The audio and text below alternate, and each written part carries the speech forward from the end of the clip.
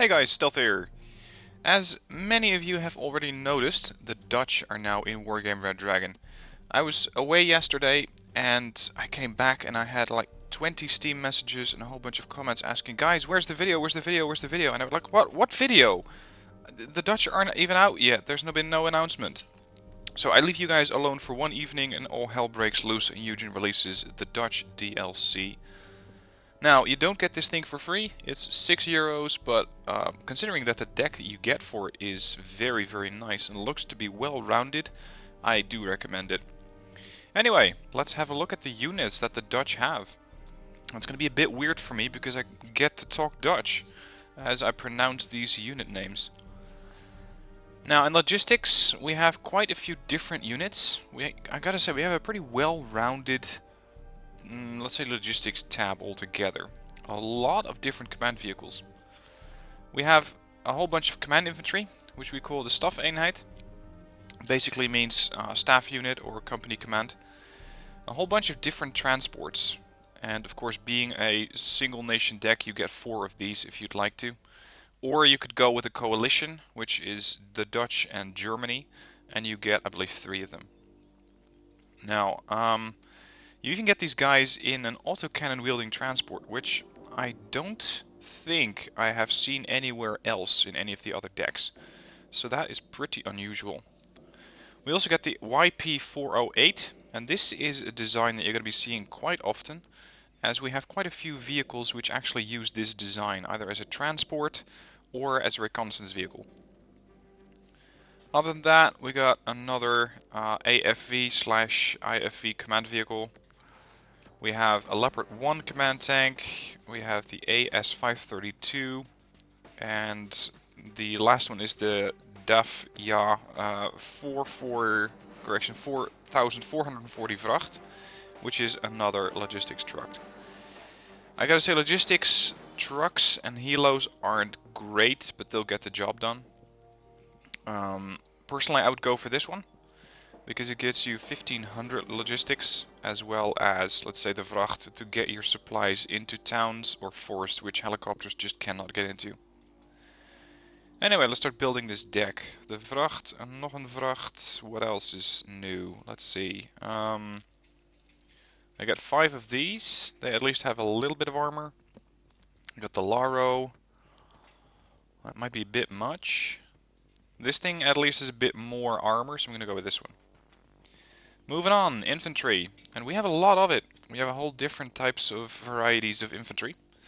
We've got the Genie, which is basically the engineers, with a flamethrower and of course a couple of different transports. And yep, there it is again, the YP408. We've got the Grenadiers. Now, these are not actually using grenade launchers, so don't let that term mistake you. They are, like the Panzer Grenadiers, just a line infantry unit. And unlike the Panzer Grenadiers, these guys have regular training. We got these in a couple of different transports. This is the AMX Pry. We have them in the YPR, which you have in 2 different varieties. You got one with a 50 cal, you got one with a 25mm gun. Gotta say, the 25mm vehicle is very nice. Little bit of armor on the front, 2 armor penetration, pretty decent accuracy for when the vehicle is parked, and good range. And then of course we have a helicopter to get these guys to a location quickly.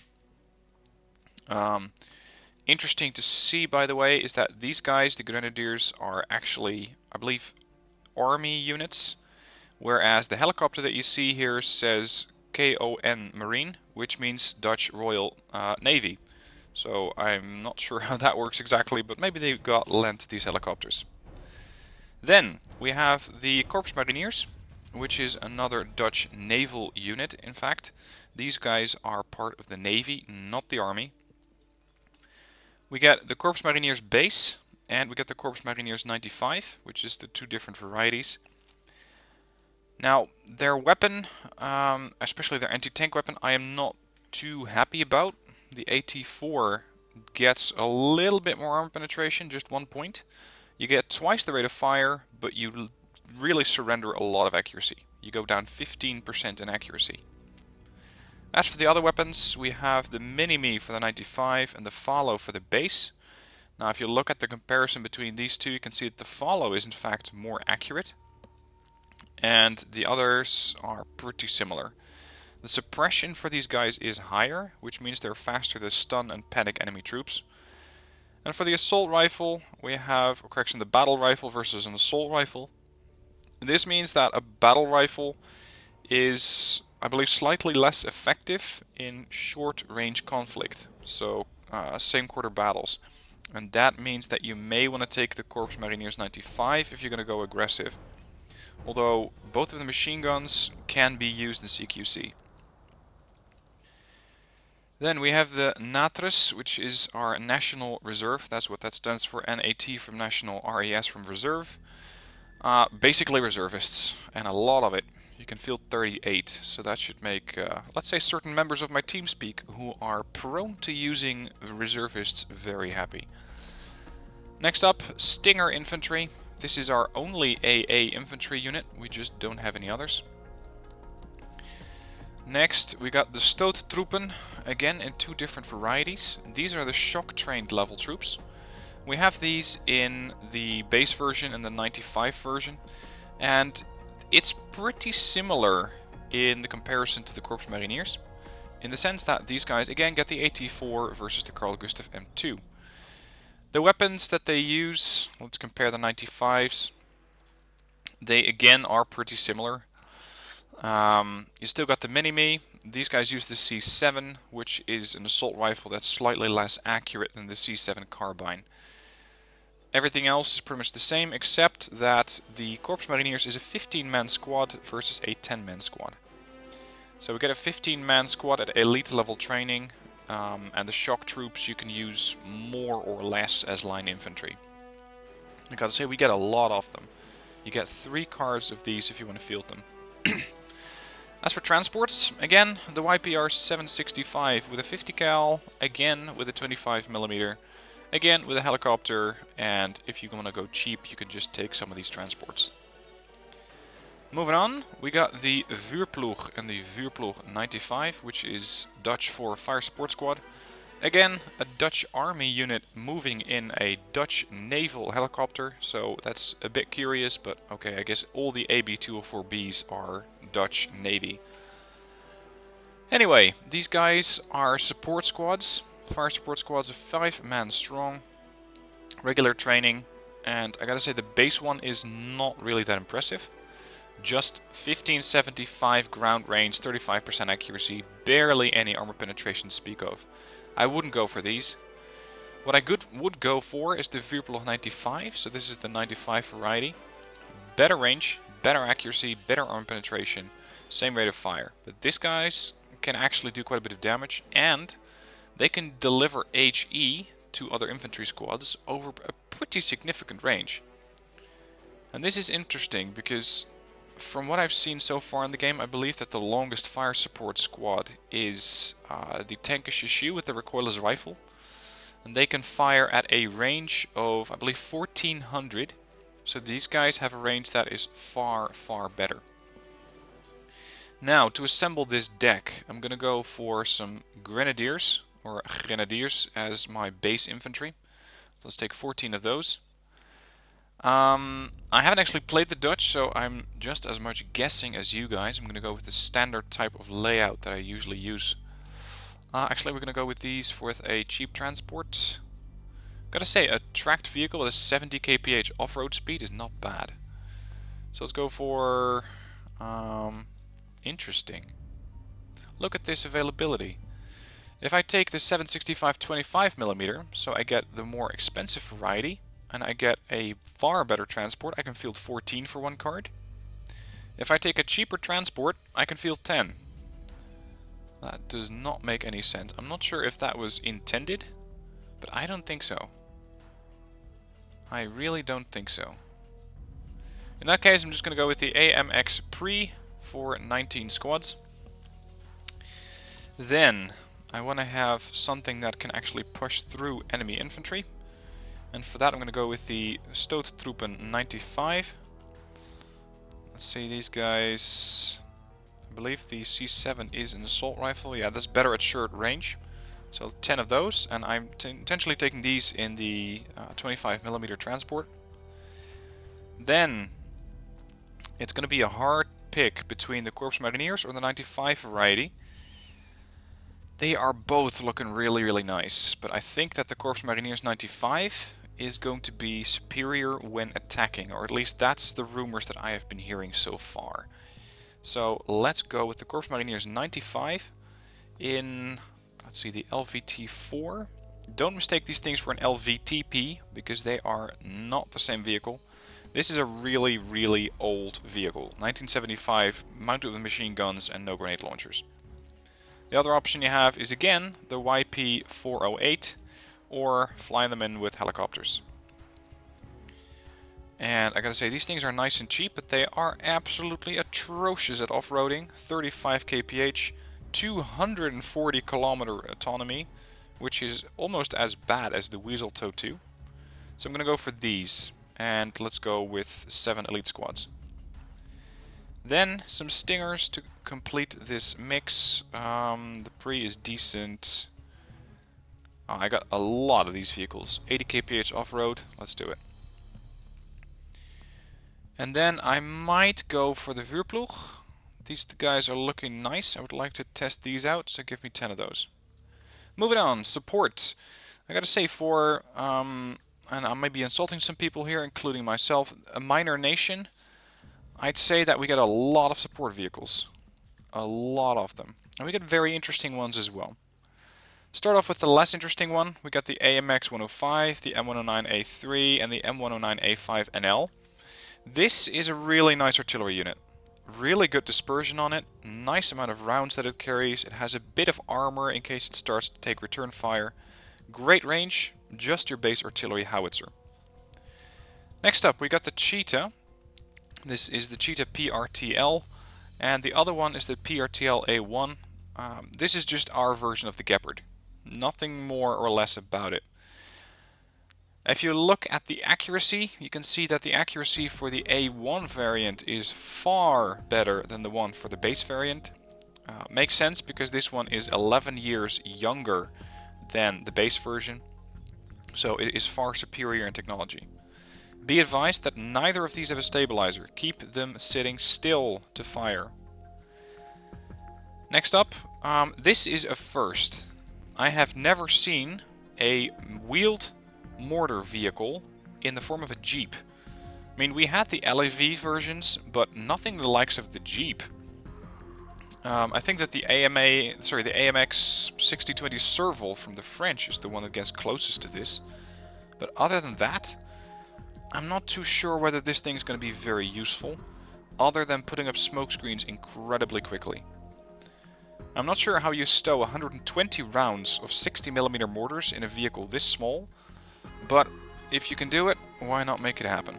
They got a 22 round a minute rate of fire with 2 HE, and that's why I mean that these guys may not be good at anything other than putting up smoke screens, because let's face it, 2 HE against entrenched infantry, or let's say mediumly armored vehicles, is not really going to work. And for that you also have some other artillery units. These are basically the mortars that we know, it's just different transports. It's again that YP408 and the M106A1. This one has 4 HE, this one has 3 HE, this one is wheeled, this one is tracked, this one has armor, this one has... Okay, this one has even more armor than the tracked version, which is a bit unusual. I'm not exactly sure why, because they're both open-topped vehicles, and somehow this thing gets 1 top armor, and this thing does not. Then the M107, really big howitzer, basically a 175mm, which I gotta say I'm not too familiar with. I believe that normal countries or different countries have either 155 or 203mm. We seem to have a sort of midway at 175, or just the 203mm. I gotta say it's interesting. This thing... Okay.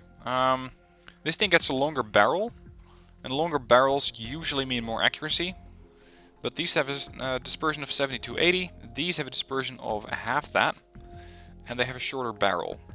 But whatever. Then we got the iHawk, the PIP 1 version, and we got the Hios, which is an interesting unit. but it's basically one we already know, because this is pretty much the EOTS Hawk version.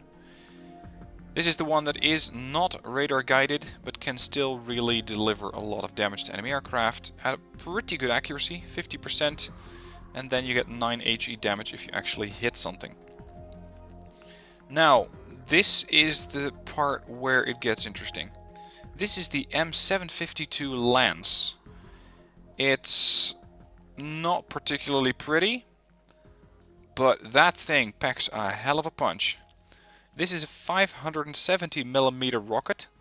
It's a tactical missile, fired at a range of 49 kilometers. Dispersion is not that low, or actually not that bad for a flight path that long. And we get 20 HE. So this is basically your very, very good weapon for dealing with infantry groups where you might not be able to get a bomber in safely. And then again, there aren't even too many bombers who deliver 20 HE. So let's start building this section of the deck. I'm going to go with the Cheetah PRTL A1. I'm going to go with the Hios. Wow, we even get 2 of these cards. That is nice. Let's go with some mortars. I'm going to go with the 4 HE mortar, albeit just a standard variant. I'm going to try the Lance, just because. And I may take the 109A5, but I'm not going to take that yet, for fear of running through my activation points a bit quickly. Now our tank tab does not have too many tanks, but they are interesting. This is the AMX 1390, it's just called the AMX 13 FL15 here. And actually it's not the AMX 1390, because the 90 has the 90mm gun, and we have a 105mm gun. Unlike most of these design tanks, we don't fire heat. We fire kinetic rounds at 50% accuracy, 13 armor penetration, at a pretty damn good rate of fire. Now the tank itself is very, very poorly armored, but put a few of these among your initial push and you're going to see burning transport vehicles all over the place, provided that they don't return fire with autocannons first. Keep in mind, no stabilizer. Keep this thing sitting still because it won't fire on the move. Got the Centurion Mark 7. I'm not going to spend too much time on this as I will never have this in my deck. Terrible stats all over. Bad stabilizer, bad accuracy, bad range. Bad rate of fire. Actually decent rate of fire for a tank. Poor optics, big size, poor stealth, as most tanks do. But 35 kph is just a big no-no for me. Got the Leopard 1 NL. Basically your standard Leopard 1A1, I'd say, from the Germans. We get the Leopard 1AV, basically a 1A5. Same amount of accuracy on the gun, good amount of armor penetration, not as much frontal armor as the 1A5 gets. I believe that's 10 frontal armor. But still, looks like a really, really nice tank, especially with that 10 rounds a minute rate of fire. And then we have our import products from the Germans. We have the Leopard 2A1 NL, we have the 2A4 NL, and we have the 2A5 NL. Now, the 2A5 is similar in all respects to the German vehicle, except for the machine gun. This one has a medium machine gun, and I believe that the Germans may have a heavy machine gun, which is more accurate. Now, considering that you can get the Dutch in a coalition with the Germans, that means that you can, if you really wanted to, field 4 Leopard 2A5s.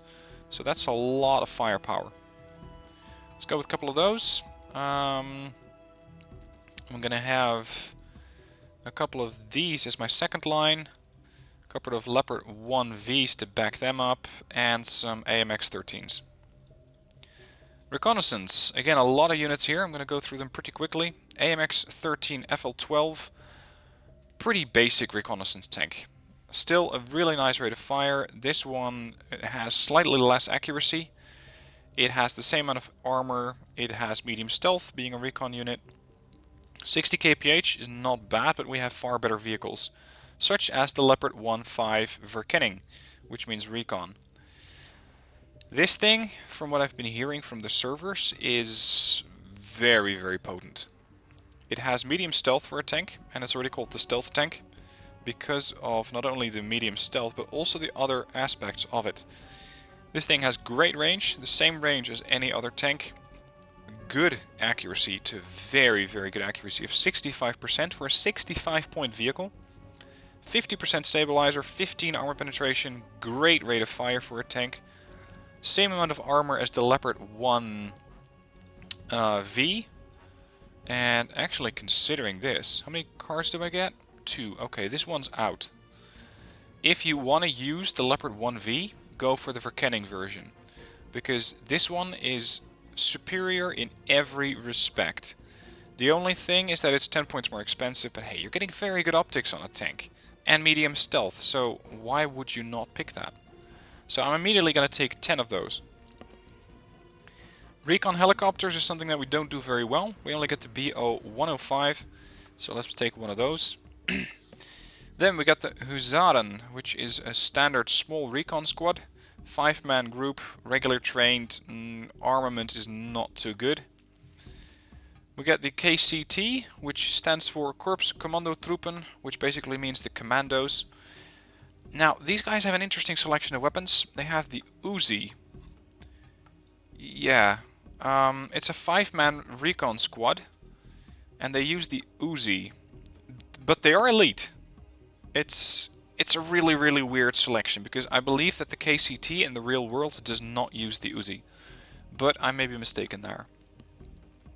They use the UH-14, which is the Lynx, as their transport, and that's exactly what I'm going to pick them in. Although they are pretty expensive for a passive spotter, which is what I would usually use them for. So instead I'm going to go with the Husaren, because I get a far larger availability of those. 7 at hardened. Then we got some interesting recon vehicles. We have the Laro C and V. Probably stands for Commando and Verkenning, which means Command and Reconnaissance. Just your basic 45-point exceptional optics Jeep at pretty good off-road speed as well. You get the YP-104. I already nicknamed this thing the Combat Buggy because, well, let's face it, what else would you call it? Looks like a really interesting vehicle, very cheap. It has the HS-820, which is an autocannon.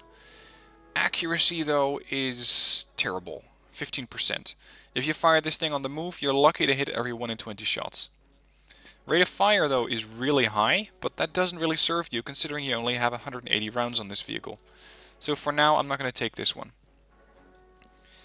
M113 CNV, CNV 25mm. This is basically an upgraded variant of the M113. The only difference is that this one carries the KBA-25 autocannon versus a standard Browning machine gun, but you are paying pretty heavily in that because you're paying 15 points more for this destructive power. And then we have the YP-408 PWRDR, probably stands for radar, and the CNV, which carries an autocannon. Now this one I really like. This one I really like because it's faster than the CNV.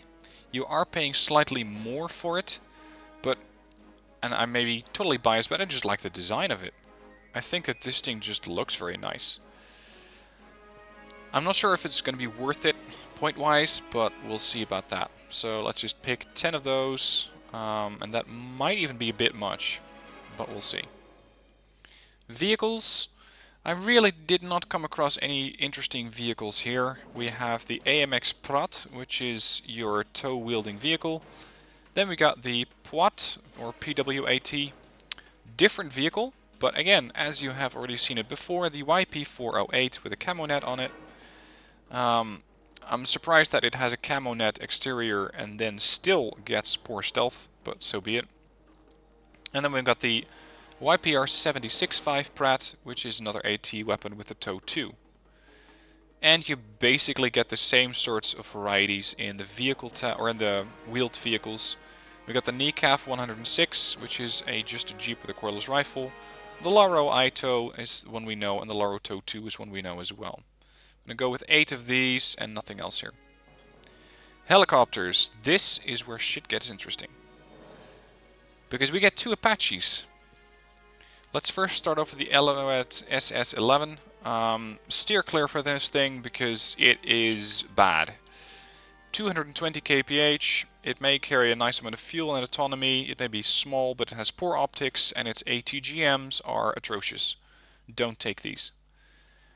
These are more interesting, because what you're looking at is basically an Apache longbow without the longbow system.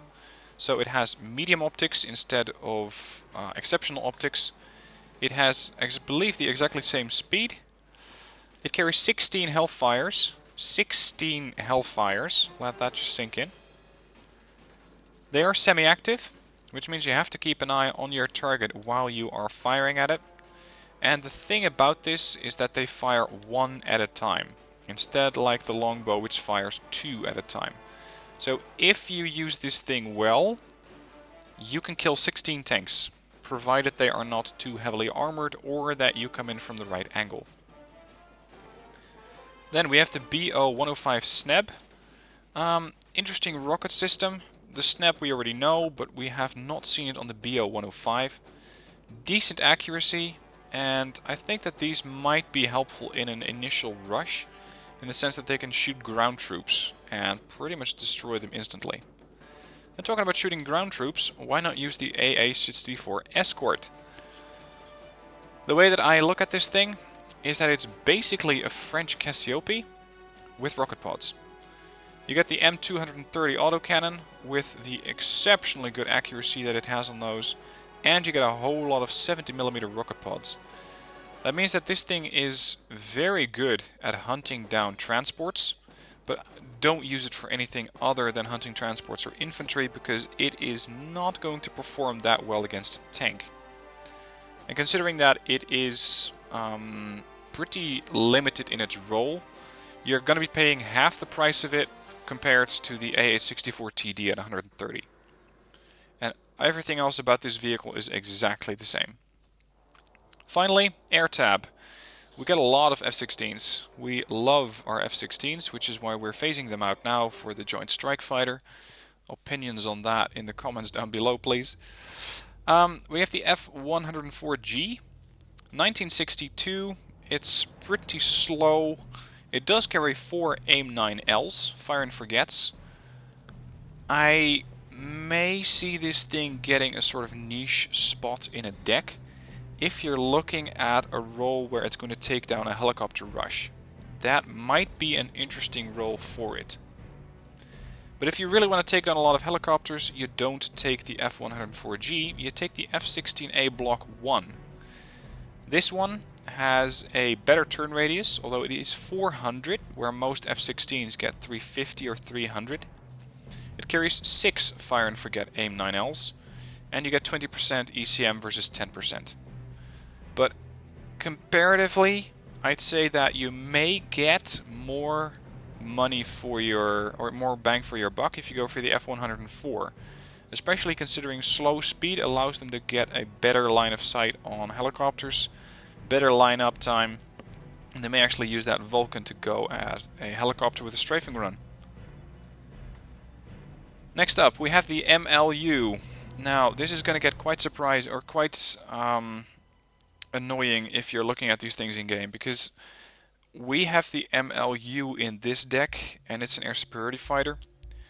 And then I believe the Danish or the Norwegian, I'm not entirely 100% on that, they get the MLU, which is the anti-tank variant.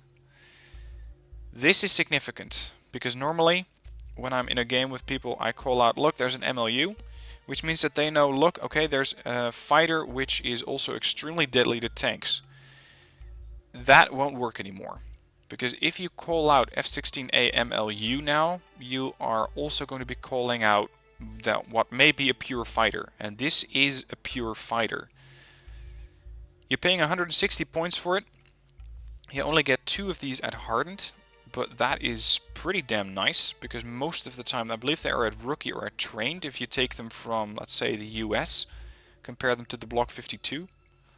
You get 4 long-range AMRAAMs at really good accuracy, 2 short-range AIM-9Ms at 60% accuracy, decent turn radius of 300, exceptional air detection, 40% ECM, and really nice speed.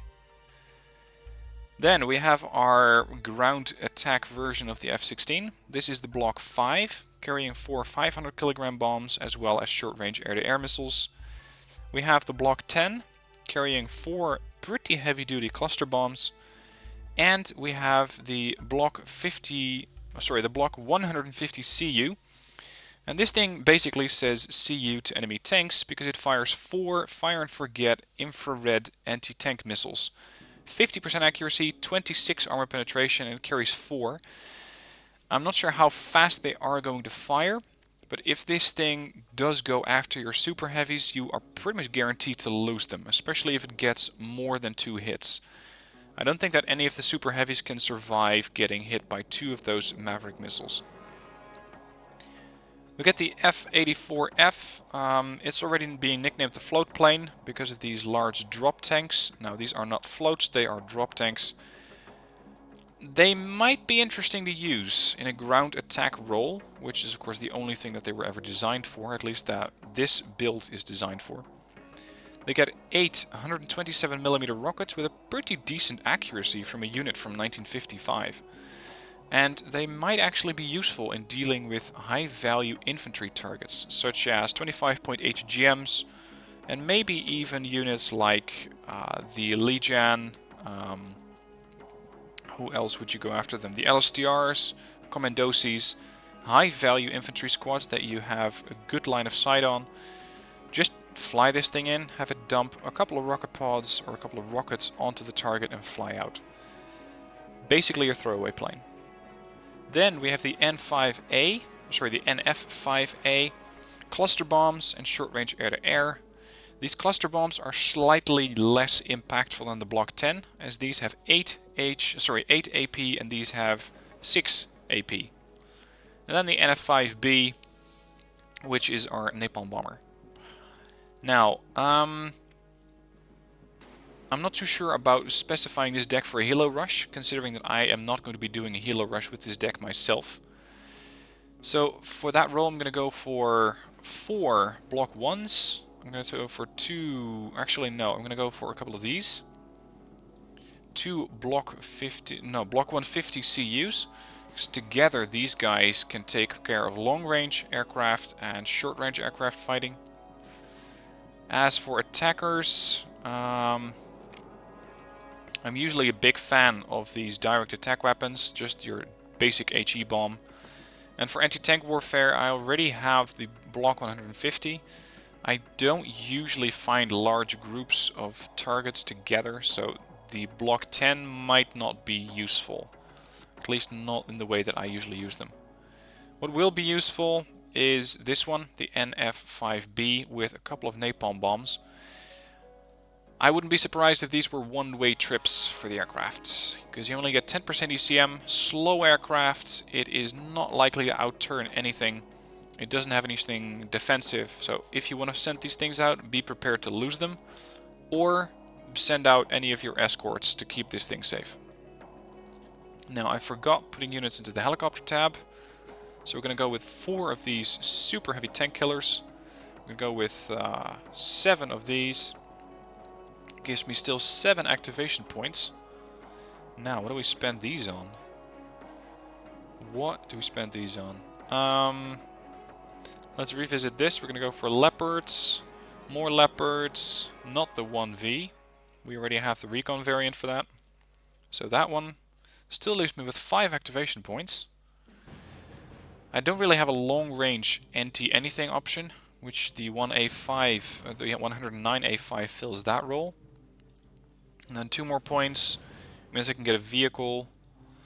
I'm always much more of a fan of a small anti-tank vehicle than these 60-point investments, because usually these things don't survive long enough to fire all of those 12 missiles. But the Laro TOW 2, it usually fires off a missile, maybe 2, and then dies to something that fires back at it, so let's take another one of those. And I believe that covers the deck.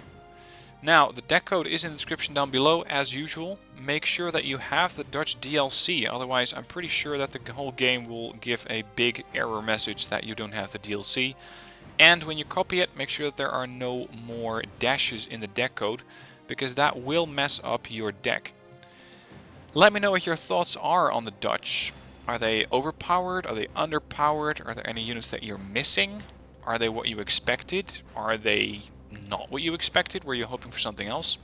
Let me know in the comments, because I really look forward to your input, as I have not played these units myself yet, but I will do so soon and have more video footage for you up on the channel in a day or two. Thank you for watching, hope it was useful, and let's play some Dutch soon.